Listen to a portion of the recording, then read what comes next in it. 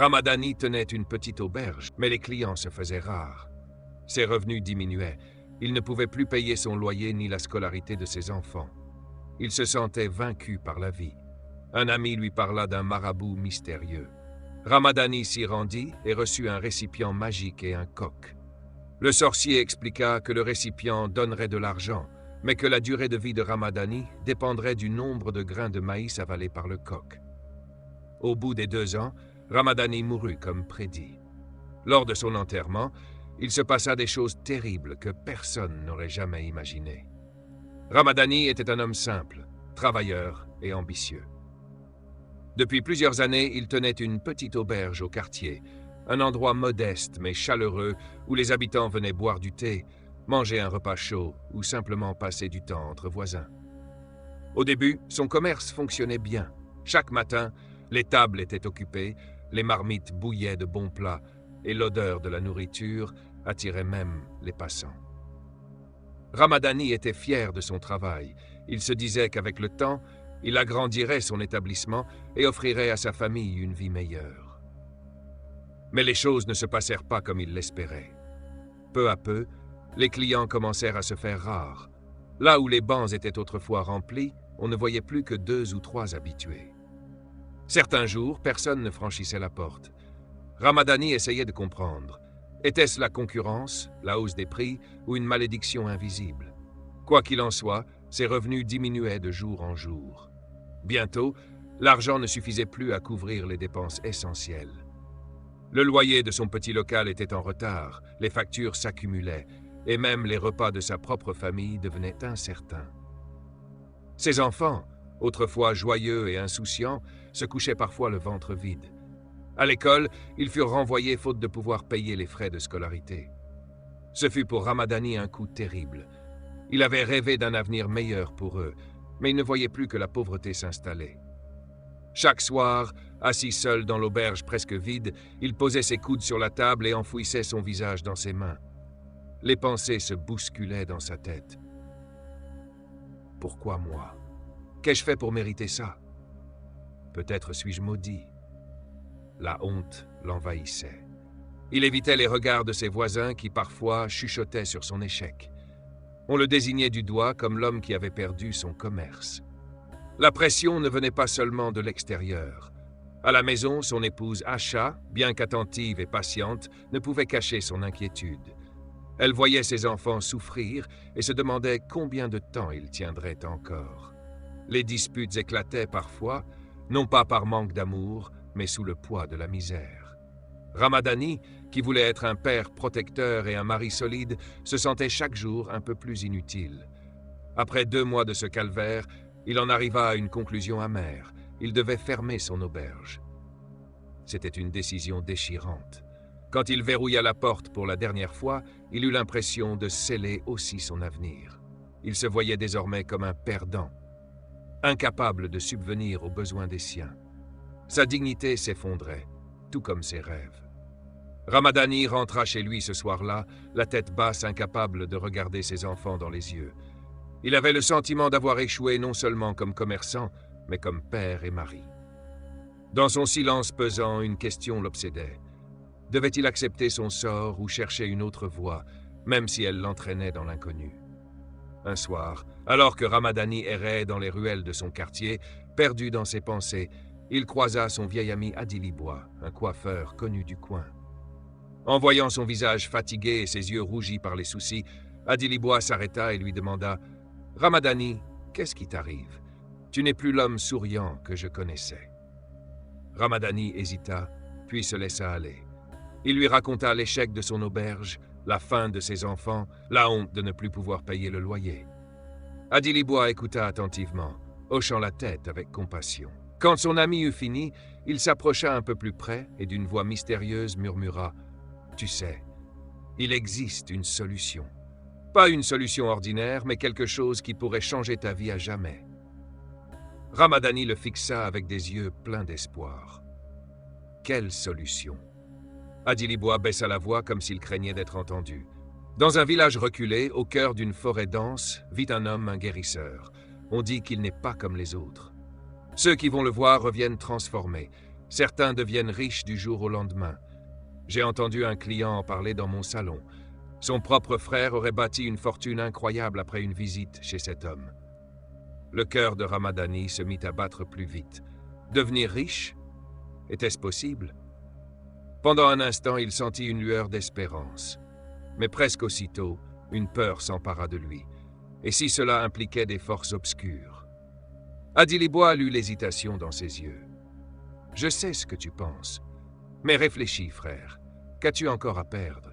Tes enfants ont faim. Ton commerce est mort. N'est-il pas préférable de risquer quelque chose si, en échange, tu peux sauver ta famille ?» Ces mots frappèrent Ramadani en plein cœur. Toute la nuit, il n'arriva pas à trouver le sommeil. Il tournait dans son lit, regardant ses enfants dormir profondément malgré la faim. Ses pensées s'entrechoquaient. « Dois-je vraiment faire cela? Si cela fonctionne, ils ne manqueront plus jamais de rien. Mais si cela échoue, qu'adviendra-t-il de moi ?» Finalement, poussé par l'amour qu'il portait au sien, il prit sa décision. « Peu importe ce qu'il m'en coûtera, je veux que mes enfants aient une vie meilleure. » Le lendemain matin, il retrouva Adilibois, qui lui donna les indications pour rejoindre ce guérisseur mystérieux. Le chemin n'était pas simple. Il fallait traverser une vaste forêt où les arbres formaient une voûte si épaisse que le soleil peinait à y pénétrer. On disait que des esprits y rôdaient, que les oiseaux s'y taisaient et que les voyageurs s'y sentaient observés. Ramadani prépara son voyage en silence. Sans en parler à sa femme, il quitta sa maison à l'aube, un petit sac sur l'épaule. Plus il avançait dans le bois, plus son cœur battait fort. Les branches craquaient sous ses pas. Le vent sifflait comme des murmures. Puis, au loin, il aperçut une lumière vacillante, un feu qui brûlait près d'un ancien cimetière.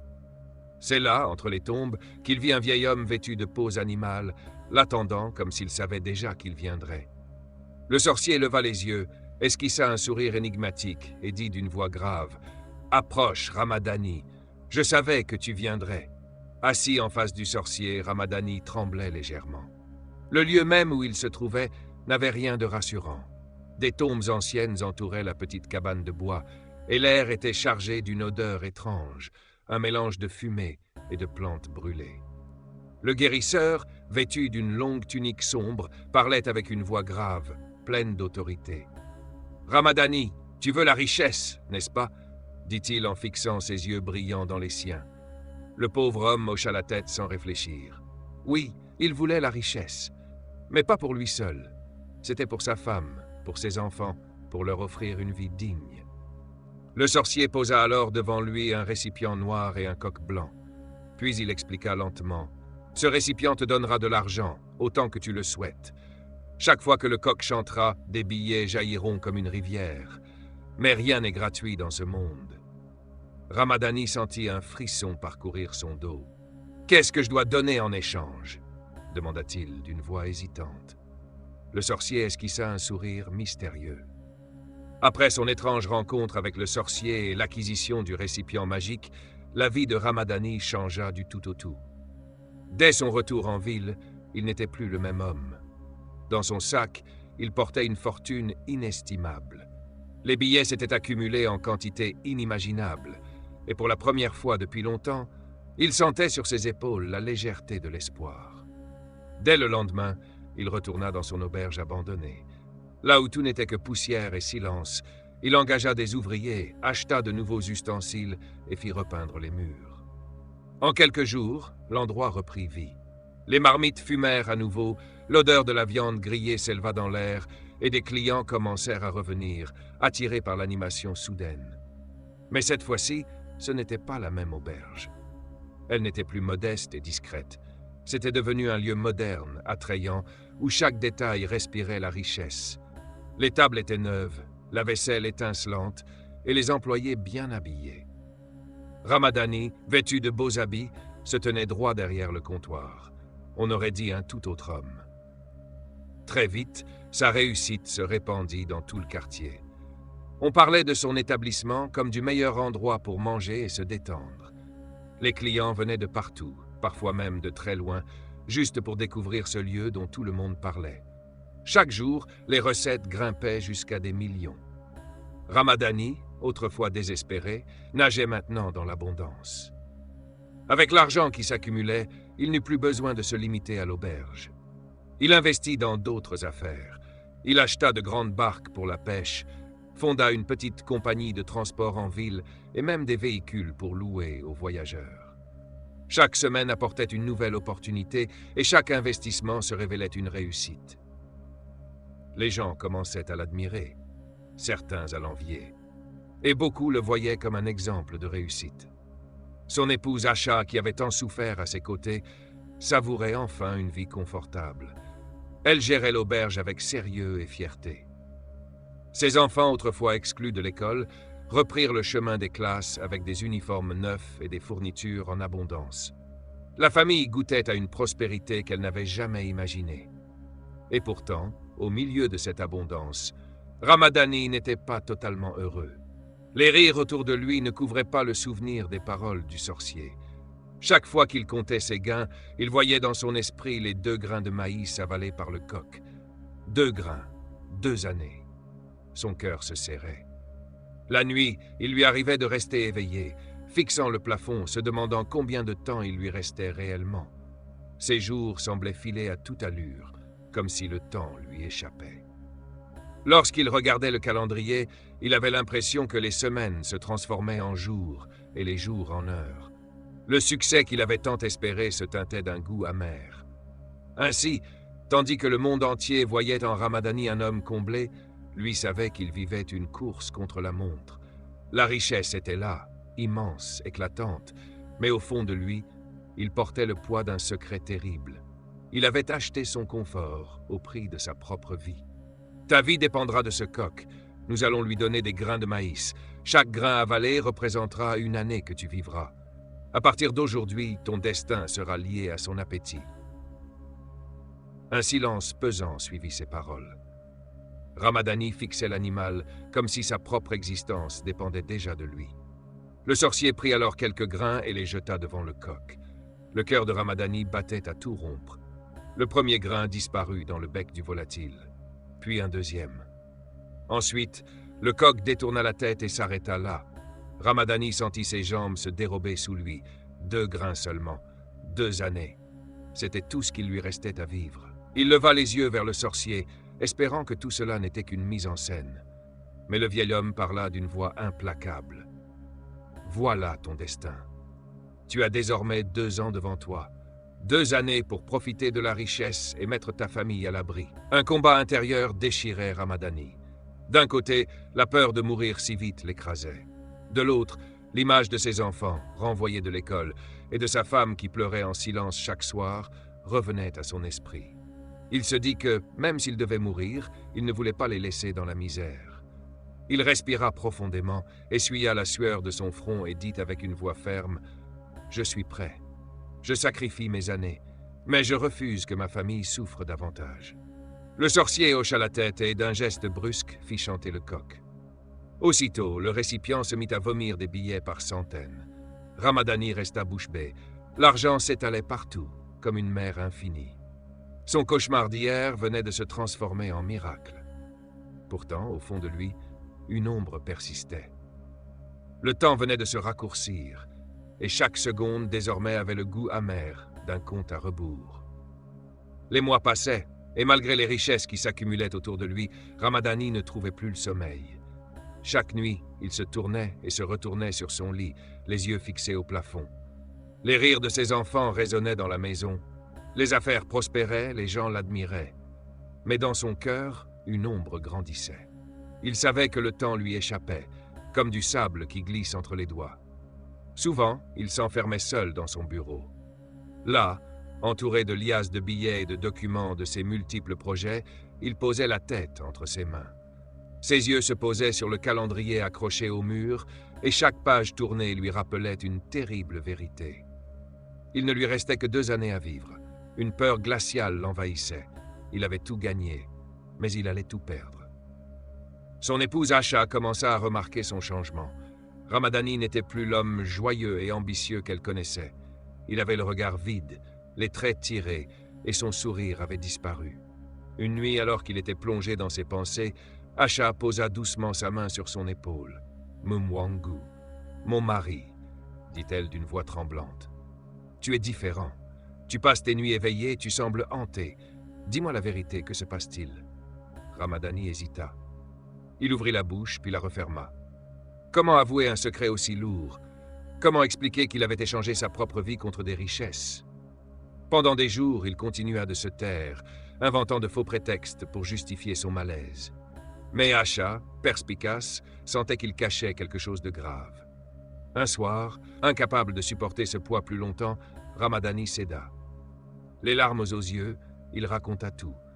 Sa rencontre avec le sorcier, le récipient magique qui produisait de l'argent, et surtout le coq qui avait fixé sa destinée en ne mangeant que 2 grains de maïs. Chaque détail sortait de sa bouche comme un fardeau qui s'allégeait, mais qui tombait brutalement sur le cœur d'Asha. Elle resta figée, choquée, le souffle coupé. Ses mains tremblaient. « Pourquoi? Pourquoi as-tu fait cela ?» cria-t-elle en sanglotant. « Pourquoi as-tu décidé de ton sort sans penser à moi, sans penser à nos enfants ?» Ramadani, brisé, tenta de se justifier. « J'ai pensé à vous, Asha, à toi, à nos enfants. Je ne voulais pas que vous viviez dans la pauvreté éternelle. J'ai préféré sacrifier mes années plutôt que de vous voir souffrir. » Mais ces mots n'apaisèrent pas la douleur d'Asha. Elle se leva, le regard rempli de larmes et de détermination. « Non, je ne peux pas accepter cela. Ce n'est pas la volonté de Dieu. » Dès ce jour, Asha se mit en quête de solutions. Elle l'emmena dans plusieurs églises, rencontra des pasteurs, des prêtres, des hommes et femmes de foi. Partout, elle demandait des prières, des délivrances, des bénédictions. Ils jeûnaient ensemble, imploraient le ciel, espéraient un miracle. Chaque nuit, Asha s'agenouillait, pleurait et priait, suppliant Dieu de sauver son mari. Mais malgré ses efforts, le cœur de Ramadani restait lourd. Les paroles du sorcier résonnaient dans sa tête comme une sentence irrévocable. 2 années, pas une de plus. Même face à la foi de son épouse, il avait du mal à croire en une issue différente. Ainsi, leur maison se divisa en 2 atmosphères, l'espoir obstiné d'Asha et la résignation silencieuse de Ramadani. Elle croyait encore au miracle, lui comptait déjà les jours. Le temps passa vite, comme emporté par un vent invisible. Ramadani, malgré ses richesses et ses nombreux investissements, sentait chaque jour la peur grandir dans son cœur. Il se souvenait toujours du pacte. 2 grains, seulement 2. 2 années, pas une de plus. Ce compte à rebours, invisible aux yeux des autres, résonnait dans son esprit comme le tic-tac d'une horloge maudite. Sa femme Asha faisait tout pour l'apaiser. Son cauchemar d'hier venait de se transformer en miracle. Pourtant, au fond de lui, une ombre.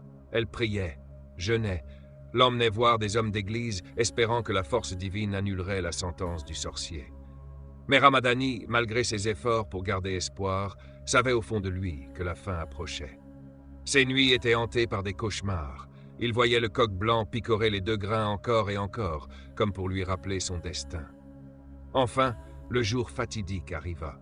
Ce matin-là, Ramadani se réveilla avec une lourdeur dans la poitrine. Son corps, bien qu'encore fort en apparence, semblait épuisé. Il demanda à sa famille de rester auprès de lui. Ses enfants, sans comprendre ce qui se passait, s'assirent silencieusement à ses côtés. Asha, les yeux remplis de larmes, tenait sa main et répétait sans cesse « Ne pars pas, reste encore avec nous ». Mais Ramadani ne répondait plus qu'avec des regards tristes, comme s'il voulait graver pour toujours l'image de sa famille dans son cœur. Au crépuscule, alors que les oiseaux regagnaient leur nid, la respiration de Ramadani devint plus lente, plus difficile. Les proches s'étaient réunis, les pasteurs priaient à voix haute, mais soudain, tout s'arrêta. Ramadani poussa un dernier souffle, puis son corps s'affaissa. Un silence lourd tomba dans la pièce, immédiatement suivi des cris déchirants d'Asha et des pleurs de ses enfants.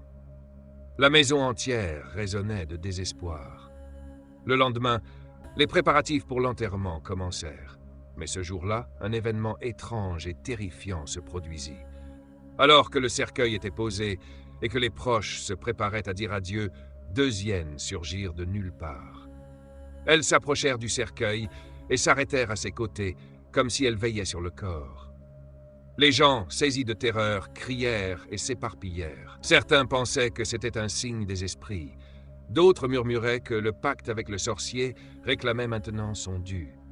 Dans la panique, on enterra Ramadani à la hâte, sans cérémonie digne, juste pour éloigner la peur. Après sa mort, ce qui avait été construit avec tant d'argent magique commença à s'effondrer. L'auberge, autrefois pleine à craquer, se vida à nouveau. Les bateaux de pêche coulèrent mystérieusement. Les véhicules qu'il avait achetés furent détruits dans des accidents étranges. Ses employés volèrent ce qui restait et disparurent. En quelques semaines, toute la fortune de Ramadani s'évanouit, comme si elle n'avait jamais existé. Asha, brisée, retourna seule sur la tombe de son mari. Elle s'agenouilla, pleura amèrement et dit « Tu es parti en pensant nous laisser une vie de richesse, mais regarde, tout s'est envolé. Nous n'avons plus rien. Toi aussi, tu n'es plus là.